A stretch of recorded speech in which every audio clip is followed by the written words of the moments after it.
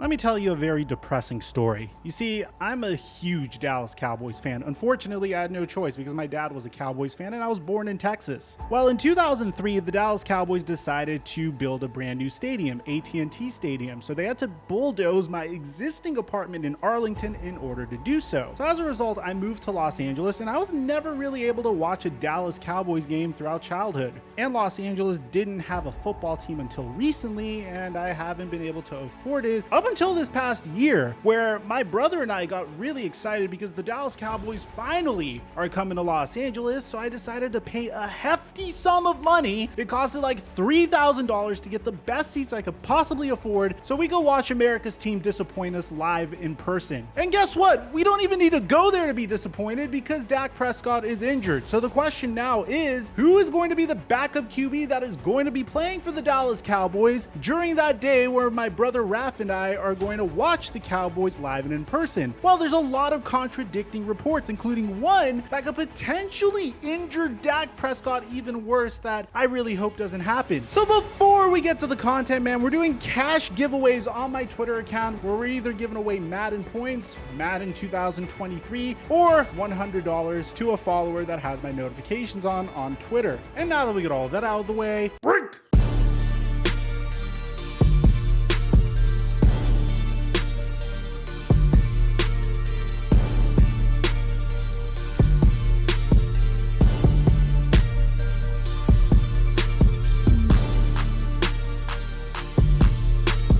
Personally, I would never purchase jewelry because I thought it was the most overpriced thing you could ever buy. I mean, the prices for jewelry are so freaking expensive and unreasonable that I gave up on the idea entirely until I found GLD Shop. GLD Shop is a website that sells real gold bracelets, necklaces, and more for such reasonable prices. They're made with real gold that is built to last, and their manufacturing process and attention to detail is the best in the game. That's why they offer a lifetime guarantee on all purchases. If there are any issues with your gold or your jewelry, GLD has you covered. I personally went with the 12mm signature Cuban link bracelet, which is in yellow gold. But not only do I feel confident that I could wear jewelry in my day-to-day life, but even more importantly to me, I didn't have to spend an unreasonable amount of money to purchase the jewelry. And right now, GLD Shop is hooking up my subscribers fat. You get 33% off of your order when you click on my link in the description down below, or go to gld.shopgld.com/microphone to get 33% off of your total order. And thank you, GLD, for the sponsorship. Mic check 1 2 1 2. What's going on, everybody? Man, I am really happy that I could get you guys a high quality video on this Dallas Cowboys topic because so much information has come out over the past 24 hours, and I felt like it's my duty to keep you guys up to date. This information wasn't available to us on Sunday night because I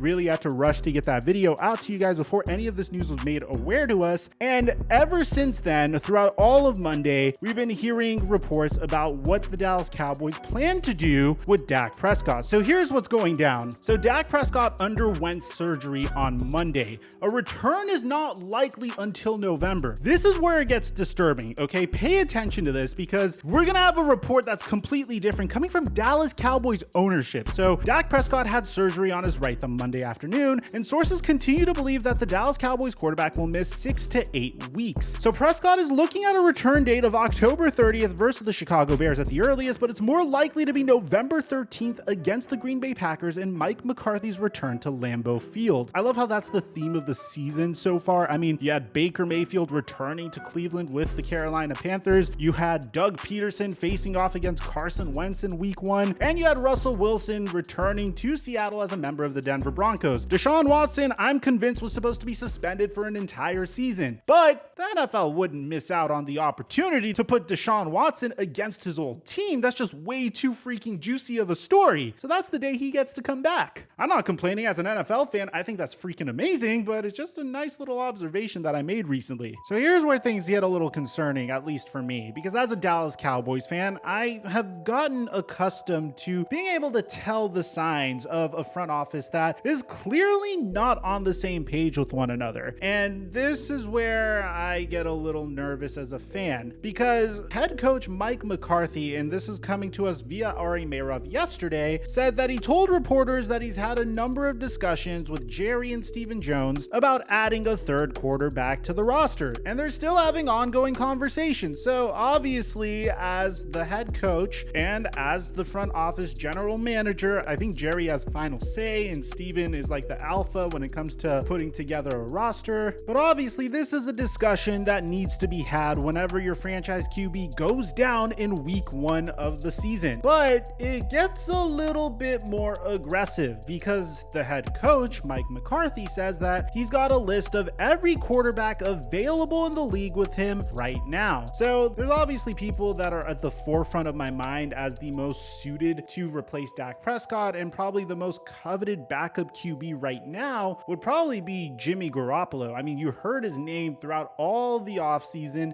and potential trade talks, and we're going to address that particular rumor right now. Cam Newton has been linked to the Cowboys, but I personally don't think Cam Newton is going to get signed by another NFL team. Nothing against Cam, but he literally has been placed in this situation a year ago and the year before. The year before was a little bit more mild than last year, but 2 years ago he got signed in July during a COVID pandemic season and had to learn a brand new playbook and came in and played for the New England Patriots, and he was a little bit below average to average. And then the year after, Cam Newton got signed in the middle of the season by the Carolina Panthers. Once again, in the middle of the season, had to learn a brand new playbook because Ron Rivera wasn't there anymore, so he had to learn Matt Rule's offense, and the results of that weren't necessarily the greatest either. On top of that, another individual that's linked to the Dallas Cowboys is Mason Rudolph. He has chemistry with James Washington, who has yet to suit up for the Dallas Cowboys, and probably my favorite person that the Cowboys could trade for, which would probably not require a huge draft pick, probably like a 4th round draft pick at the very least, would be Tyler Huntley. He absolutely crushed it in preseason. He actually showed me that he could potentially be a starter in this league, but I doubt the Baltimore Ravens would just give him up. If I really had my choice, I would say Gardner Minshew, but Gardner Minshew plays for our division rival, so I'm gonna just go ahead and throw that one out there. So how does Kyle Shanahan feel about the possibility of the Dallas Cowboys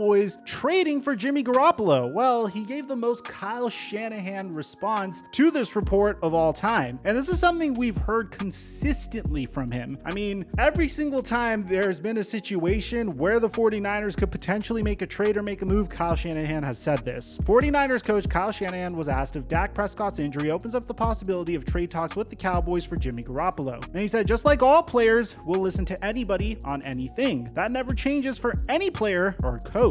We'll always listen to anybody. Very typical response from Kyle Shanahan, and honestly, that's what every team should do. Personally, I don't see the 49ers letting go of Jimmy Garoppolo unless you give up a premium draft pick. We're talking about like 2nd round or 3rd round pick. Maybe you could convince them to trade Jimmy, but apart from that, I don't see the 49ers trading Jimmy Garoppolo for cheap. Well, it seems like the Cowboys aren't interested in a backup QB after all. As a matter of fact, this morning on 105.3 The Fan, Jerry Jones said something that gave me tremendous crippling anxiety, because he came out and said that the Dallas Cowboys won't put Dak Prescott on injured reserve and that he thinks his injured quarterback could return within the next 4 games. I don't know how we went from a possible return in November to Dak returning within the next 4 games. And here's the thing, this was the opinion of Jerry Jones, who is obviously going to say whatever it takes to give the Dallas Cowboys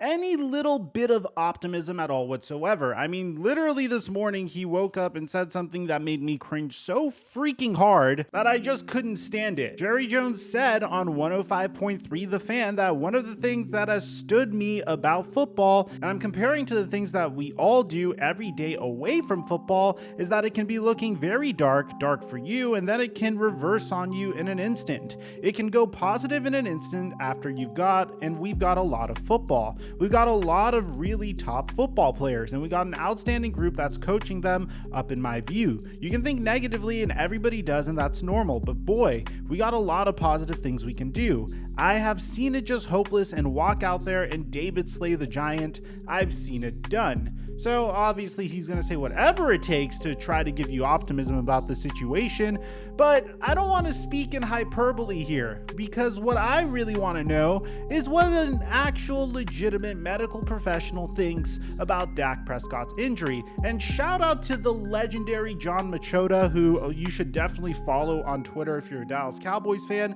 He actually got an interview from an orthopedic surgeon who broke down Dak Prescott's injury and the likelihood of him being able to return. So he initially said that the surgery was very successful, but when he was asked how significant is this injury and what is the difference between an extra-articular fracture and an intra-articular fracture, the surgeon said, what I would presume he broke based on what they have put out is a bone called his first metacarpal. So the first metacarpal, and forgive me, I am like 4 years removed from pursuing medicine. Your first metacarpal is your thumb, or just a very fancy way of saying your thumb. An intra-articular fracture to that bone means it goes into the joint. That's a much more serious injury if it involves the joint. The joint we're talking about is at the base of the thumb that lets you move your thumb in a circle. It's what makes our thumbs opposable, so it's a really important joint. There's a lot of force across it with any kind of grip or pinch, which you can imagine a quarterback does a lot of gripping. An intra-articular fracture that involves that joint is a much more serious injury.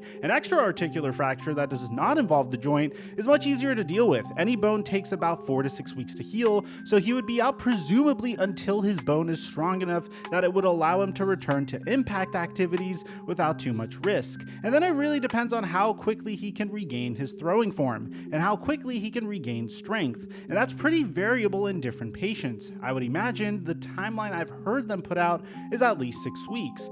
I think that's reasonable. It may be that he can return in 6 weeks, but maybe 8 is more realistic, just depending on when he can regain a confident, accurate throw. So Prescott reportedly had a plate inserted to stabilize the injury. The surgeon said that those types of plates can be removed if they cause problems, but that usually doesn't happen. And all it really does is prevent further injury in that exact same location. And once the bone heals around the plate is sort of superfluous. So here's the important part of this entire article. A huge shout out to John. He did remarkable journalism here. He said, can some be quicker healers than others? And the surgeon said yes and no. People who smoke, have diabetes, have other serious medical issues like renal failure, do tend to heal slower, but most young active athletes would heal at about the same rate. Someone who is otherwise healthy, typically 4 to 6 weeks, is how long it takes a bone to heal. So here's what I wanted to place a huge emphasis on, and I actually had to go back and re-edit this video and push it off a whole day